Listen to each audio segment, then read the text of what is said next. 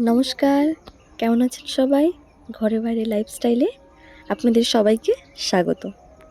বন্ধুরা দেখছেন গোটা মাঠটা কেমন হলুদে রাঙানো হয়ে আছে। এই শীতের বিকেলে এর শোভা সত্যিই অপরূপ। সকালের সৌন্দর্য কয়েক গুণ বেড়ে যায় শুধুমাত্র সূর্যের দেখা পেলে। সেই সহজপাঠের লাইনটা আছে না, তারই পরে রোদ পড়ে কিবা তার শোভা, সত্যিই অপরূপ শোভা। আর এই সর্ষের ফুল দেখে আমার কলেজ লাইফের এক বান্ধবীর কথা মনে পড়ে গেল। একদিন হঠাৎ সে এসে বলছে, জানিস আমার বয়ফ্রেন্ড আমাকে গোলাপের পরিবর্তে সর্ষের ফুল দিয়ে প্রপোজ করেছে। আজ তারা দিব্যি সংসার করছে। সত্যি। আর এই যে দাঁড়িয়ে আছে ভল্লুকের মতো, এইগুলো আমার থানার ঐতিহ্য, মাদুরের কাঠি। গত বর্ষায় এগুলো ডুবে গেছিলো, তাই নষ্ট হয়ে গেছে। তাই এগুলোকে জ্বালানি হিসাবে আমরা ব্যবহার করব। আর বাড়ি পরিষ্কারেরও ব্যাপার থাকে।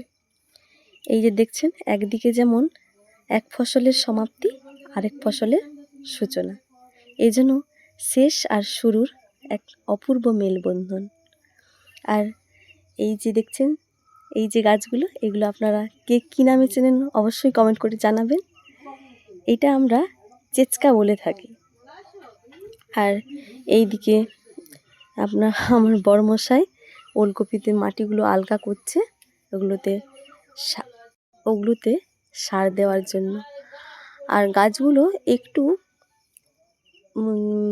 বসে গেছে, সার জল তেমন ভালো পায়নি, কয়েকদিন কাজের ভীষণ ব্যস্ততা, তাই আজকে মাটিগুলোকে আলগা করা হচ্ছে। অল্প একটু সার আর একটু জল দেওয়া হবে। ওই যে আমিও একটু বড়মশাইকে সাহায্য করার ছোট্ট চেষ্টা, পাচ্ছি না ঠিক মতো, তাও মোটামুটি চেষ্টা করছি। আমার ভালো লাগে একটু সবজির গাছ লাগাতে, একটু বাড়ির সবজি হবে, একটু তুলে তুলে রান্না করব, খুব ভালো লাগে। সেই জন্য অল্প অল্প সব বিভিন্ন রকমের সবজি, গ্রীষ্মের সময় গ্রীষ্মের সবজি, শীতের সময় শীতের সবজি, অল্প একটু পেঁপে, একটু লঙ্কা, একটু বেগুন, এরকম চাষ সারা বছরই প্রায় করে থাকি আমি। আর আমার বড়মশাইয়ের তো ভীষণই পছন্দ। আর এই যে গাছগুলো দেখতে পাচ্ছেন, এগুলো আমার জ্যাঠামশাইদের। ওরা সাদা সর্ষের চাষ করেছে, যেটা আমরা বাটনার তরকারি এইসবে দিয়ে থাকি। ওই সর্ষেগুলোই এই যে জল দিচ্ছে আমার বড়মশাই, যেভাবে জল দিচ্ছে আলতো আলতো করে, কত যত্ন সহকারে দিচ্ছে। আমি তেমন ভালো পারি না, তাও চেষ্টা করব বলি, কিন্তু আমার বড়মশাই বলে যে কোথায় যদি গাছগুলো নষ্ট হয়ে যায়, জোরে জল দিয়ে যদি আলগা হয়ে যায় মাটি শেকড়গুলো, তাই তেমন ভালো দিতে পারি না, মোটামুটি ছোটো চেষ্টা করেই থাকি।